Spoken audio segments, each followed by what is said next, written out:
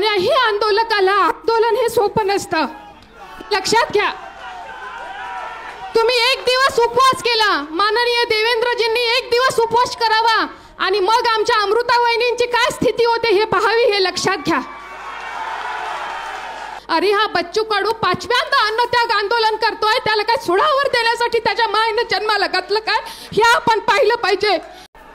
भारत माता की।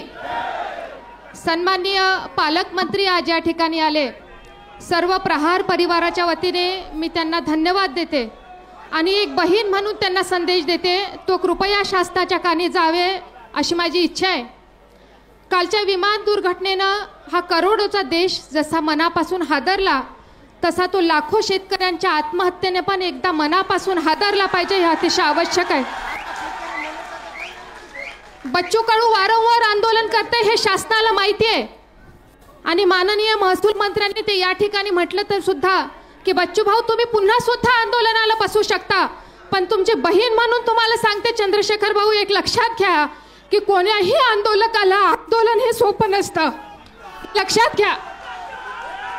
तुम्ही एक दिवस उपवास केला, माननीय देवेंद्रजींनी एक दिवस उपवास करावा आणि मग आमच्या अमृता वहिनींची काय स्थिती होते हे पाहावी, हे लक्षात घ्या।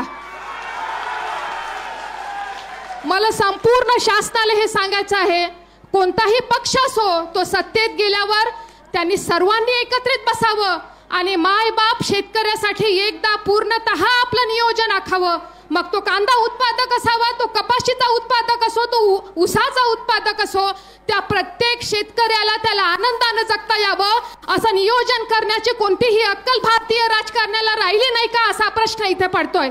म्हणून सगळ्या पक्षातील राजकारण्याला ही सामान्य माणसाच्या वतीने एक विनंती आहे की एकदा काहीतरी शेतीचं नियोजन ठरवा, जेणेकरून आंदोलनाला हे 50 आंदोलक कधीतरी पाहायला पाहिजे या सरकारने येऊन। अरे हा बच्चू कडू पाचव्यांदा अन्नत्याग आंदोलन करतोय, त्याला काय सुडावर देण्यासाठी त्याच्या मायने जन्माला घातलं काय हे आपण पाहिलं पाहिजे। जो कोणी आंदोलन सामान्य माणसासाठी या जनतेत करणार आहे त्याचा पीड तुटतो, त्याचा कार्यकर्ता मरतो, त्याचं कुटुंब सुद्धा मरतं आणि म्हणून शासनानं स्वतःची गेंड्याची कातडी बाजूला ठेवून, कोणताही शासन असेल, आज भाजपचं असेल, उद्या काँग्रेसचं असेल, या सामान्य माणसाच्या आणि शेतकऱ्याच्या प्रश्नासाठी, या दिव्यांगाच्या प्रश्नासाठी सगळे पक्ष आणि जातपात दूर ठेवा, आपला स्वार्थ दूर ठेवा आणि कधीतरी या मातीच्या माणसासाठी एकदा नियोजन करा आणि त्याची अंमलबजावणी करा, ही विनंती आहे।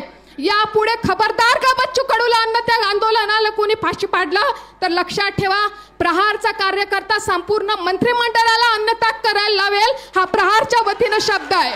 अशाच वेगवान घडामोडी पाहण्यासाठी आमच्या चॅनलला लाईक व सबस्क्राइब करायला विसरू नका।